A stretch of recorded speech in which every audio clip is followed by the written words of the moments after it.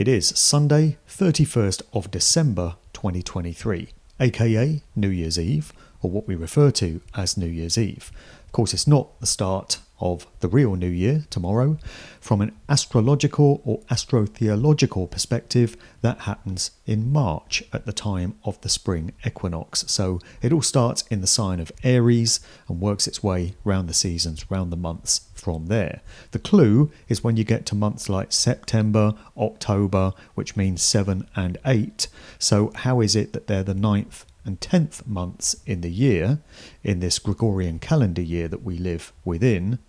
Is because 2 additional months have been inserted, January and February, at the start of things. So it's only nominally the start of the new year, but it is a time when people look forward to the next 12 months and of course make resolutions and predictions. Now, as far as I'm concerned, these things are largely bullshit, because most people don't last with their resolutions. They seemingly approach the new year full of good intentions, but by about the 10th of January, they've slipped and gone back into their old habits. So there's not really a lot of sense in making these things unless you're sincere about them. And if you are, you can make that choice at any point during the year. It doesn't have to be January the 1st. This is programming, conditioning, societal control. This is the problem with the organised society in which we live. It's all been devised by social engineers who create norms that we all feel to comply with, or most of us do, most people out there do. But you can make your own decisions on these things anytime you choose. And also we have predictions at this time of year. Pundits, YouTubers, broadcasters, podcasters jump online with their predictions for what 2024 is going to hold. Oh, this is going to happen, that's going to happen, this is going to crumble, this is going to collapse, this person's going to say this person's going to do this. The truth of the matter is nobody knows what's going to happen. And I'm personally very suspicious of anyone who claims to have such answers and who claims to be able to make such predictions. Don't know if you've noticed, but at this point every year we have pundits saying this is going to happen, that's going to happen. And in 99% of cases, nothing they promise comes to pass. And usually that's a good thing, because generally what we get is doom and gloom and really negative predictions as to what kind of predicament we're going to find ourselves in 12 months' time. I remember this time last year, whole load of predictions, whole load of promises, whole load of intuitions about what 2023 was going to hold. And for the most part, none of what I was hearing 12 months ago has come to pass. We're actually in a much better position than many of these pundits were saying we would be. We had lots of doom-laden predictions about what a terrible time we were going to have in 2023. I'm now hearing the same thing for 24. The only sensible, practical approach to the 12 months ahead at any point in the year is to wait and see what happens. That doesn't mean we shouldn't play our part in it. Absolutely not, because we get to shape and mould the reality that we end up experiencing through our actions in alignment with our thoughts and our emotions, that holy trinity. So we all need to continue doing what we know we need to do, but beyond that, any outcome is largely out of control. It's in the hands of the gods, the cosmos, you might say, the universe. And as long as we've discharged our personal responsibilities and also on a collective basis in terms of standing in right action, opposing evil and darkness, and standing for rights and freedom, then who can ask any more of us? So it's a case of never looking back and only looking forward. That's why I've called this video Never Look Back. There's not really a lot of value in reflecting too much on the past. Wallowing in nostalgia can be a very dangerous thing. I've been guilty of it. I still do that to a small extent, although I'm working on it. So I've been posting a couple of old radio shows I did back in the day to a Mixcloud page that I've got. And the reason I've been doing that in the past few days is largely just to find something to do during this dry period between Christmas and New Year, while I wait for my real work to get going again in January. And actually, I can't wait to just throw myself back into all of that and get going again after this short break. But beyond that, I'm largely trying to let go of the past. There's no real value in it.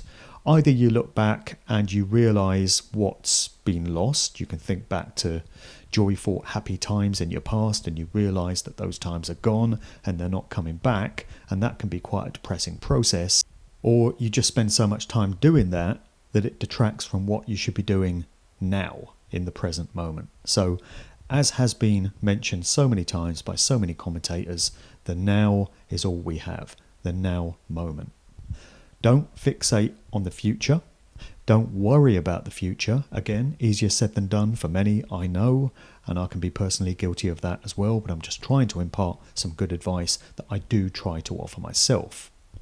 If you fixate too much on the future and what might happen, you might actually manifest the things that you don't want to happen if you spend too much time focusing your attention and your consciousness on it. And again, none of us really know for sure which way things are going to pan out. If you'd asked people in 2019, what will your 2020 hold? I doubt many people would have predicted the kind of conditions that we all lived through in that terrible year. Although for me personally, 2021 was an even worse year, but that's another matter. So it's all about never looking back, only concentrating on what you're doing now with a view to creating the kind of future that we want to experience. If there was any kind of message that I would offer at the turn of this year from 2023 into 24, that would be it. That's the best advice that I can impart. All these predictions about Q, white hats, Trump, all of this business, we've been listening to that horse shit now for the best part of 4 years. Don't know if you've noticed, not a whole lot has happened on that front. Still waiting for that emergency broadcast system. Even though Charlie Ward told us it was happening at 2:20 on Tuesday, about 3.5 years ago. And then it was Thursday at 5 o'clock, and then it was Saturday at 6:30. Still waiting for all of that. Still waiting for that confirmation, that evidence that these tunnels, these underground bases are getting cleared out, and that children being held for sex trafficking and pedophilic activities are being released. Still waiting for that confirmation beyond all doubt, video evidence that there have been mass arrests and executions and trials at Guantanamo Bay. Still waiting for that one. David Wilcock told us that was coming in about 2010. It's funny because 14 years on, still waiting for that evidence. If there really were white hats, good people working behind the scenes, clearing out these tunnels, arresting the evildoers, don't you think by now they would have given us some verifiable proof and put it out there in the public domain? Otherwise, what's the point? What is the point of bringing down this system of evil and darkness, if that's what's happening, and I don't accept it is, not the way we're being told it is anyway? What's the point of any of that being done if the public never get to hear about it? The masses need to know what's been going on. Only that occurring is going to change anything, and only something like this emergency broadcast system that we've been hearing about kicking in over the top of all other broadcasts available all over the world at the same time is going to achieve that. I do feel that the system is crumbling in many ways. I do feel that the wheels are starting to fall off, and we can speculate as to what's causing that. I personally think it's something to do with these changing times in which we live. We can call it the truth vibrations or changing energetic frequencies, whatever name you want to ascribe to the process. But it seems to me that the evildoers are having a pretty tough time trying to put the pieces together in their New World Order master plan. There are lots of things standing in their way, lots of obstacles, lots of problems, lots of things that they're having to stumble across to try and push things forward. And that will be, in a very large part, down to the resistance and the pushback that so many of us have been delivering. That needs to continue. And there are hopeful signs there that we're making a difference. But also, I think there are cosmic forces, call it what you will, which are causing a lot of this stuff to happen. Again, not to say that we can sit back on our asses and do nothing and say, well, never mind Q, Trump and the white hats, the universe has got this, God's got this, we don't need to do anything. No, we absolutely do. And the fact that the wheels are falling off in so many areas is testament to the difference that we really can make collectively. I mean, look at all these revelations coming out about the music industry, particularly the so-called hip-hop industry, and also the world of Hollywood. It seems like every single day now we're getting new revelations, new accusations about sexual misconduct among Hollywood executives, record company executives. Look at what's happening with P. Diddy, the rapper slash producer formerly known as Puff Daddy. I did a show with Lou Collins just recently going into some of the allegations against Diddy, and so many of the affiliates, so many of the people that he seems to have been knocking around with. There are allegedly connections to Jeffrey Epstein there. There are connections to other rappers, other well-known celebrities. Even T.D. Jakes' name has come up as an affiliate of Diddy. T.D. Jakes is an American preacher. I found some of his sermons to be very rousing and uplifting, so how disappointing to hear that even he is involved in all this stuff, seemingly, allegedly. So I'm going to be doing another show with Darren Williams in January, and also Christopher Knowles, who's a phenomenal researcher from the US, looking further into the situation regarding Diddy and the hip-hop industry generally, and the music industry looking even wider afield. So that promises to be a great show. Darren and Chris both have incredible minds, and when we all get together, that is going to be a show to remember for sure. Also, I'm going to be doing a show very early in January with the hosts of my two favourite British podcasts. That's Sheep Farm Studios, and Rise Above. So it's Dom and Chris of Sheep Farm and Lance and Andy PG of Rise Above. We're all going to be getting our heads together for a show titled Clown World 2023. It's a review on the ridiculous, absurd nature of what we've all been forced to live through these past 12 months. We call it Clown World because, honestly, that's really what it is. This world is completely and utterly insane, and sometimes the only appropriate way to deal with it is to laugh at the absurdity of it all. So we'll be taking a good-natured, humourful approach to 2023 in that show. And I think we need to do that from time to time. You know, we can get too serious, we can get bogged down with all the heavy, dense material. So it's good to just take a light-hearted look at things from time to time.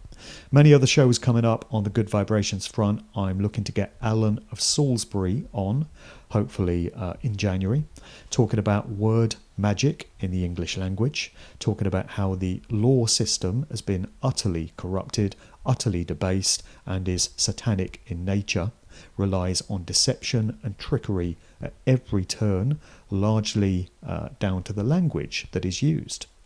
Legalese, so-called English. So looking to get Alan on. Also, I'm going to be doing a show with William Ramsey. So William's got a new book coming out concerning what have come to be known as the smiley face killings. So I've talked about this in my books and I've talked about it on previous podcasts. It seems the phenomenon is ongoing, and it seems to be taking a disturbing new turn because there's been a revival in the smiley yellow face.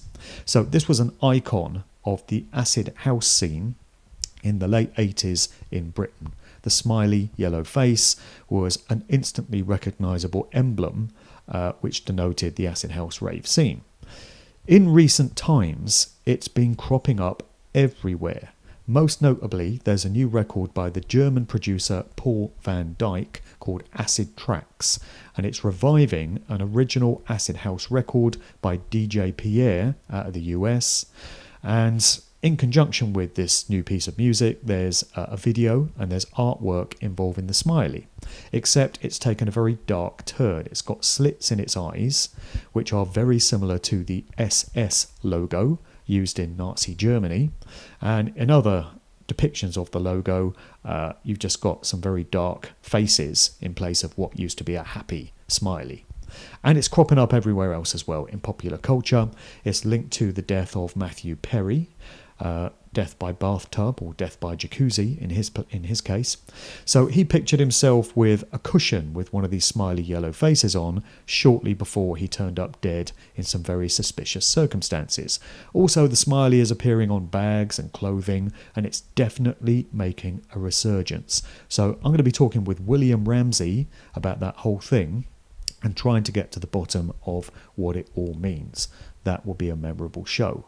Plenty more coming up as well. I mean, I'm just keeping busy through 2024. There's lots to do. I'm voicing the audiobook version of The Gift and the Curse, my new allegorical novel right now, looking to get that finished, hopefully by the end of January, and then that will be loaded to Audible, and you'll also be able to get copies from me personally. Then I'm going to be researching a new book, because the books never stop, so I'm back onto non-fiction for the next book, which will be more exposing of the shenanigans of the music industry and popular culture, what it's really used for, the agendas it's used to push. I think that's what I do best. That's become my niche, my specialist area, and I just need to concentrate on doing that and leaving other work to those who can do a much better job of those sort of things. Live talks coming up, plenty of those. Looking forward to the spring and summer. I really come alive in the spring. Happy to have crossed that solstice midpoint now, where the days are slowly getting lighter and longer, and the spring is in sight. In a couple of months, we'll be home and dry and back into my favourite time of the year. So many festivals coming up during the summer months, looking to drop a few DJ sets at those, as well as doing talks. My first live talk event in 2024 is in Buxton, Derbyshire, on Tuesday the 9th of January. After that, on Saturday 13th of January, I'll be in Norwich doing one there. After that, it's back to Newcastle on Saturday 27th of January for my Dark Occult Aspects of Queen talk. That will be at Truth Seekers Northeast on the 27th. Then some more talks in February. Details of all of these are on my main website, djmarkdevlin.com/events. So other than that, we are on the cusp of 2024. I want to wish everyone the very best for the coming 12 months. Appreciate all the support, all the kind words that have been sent my way over the previous 12 months. No predictions here. No resolutions, nothing like that. We're just going to see what happens in 24. Either way, we just have to stride forward and do our best with it. What other choice do we have? So I would say Happy New Year if it were really a new year. So I should probably use the words of Crow 777, who always wishes his listeners a happy, higher-minded new era. So I'll just leave it at that. Catch you in 24.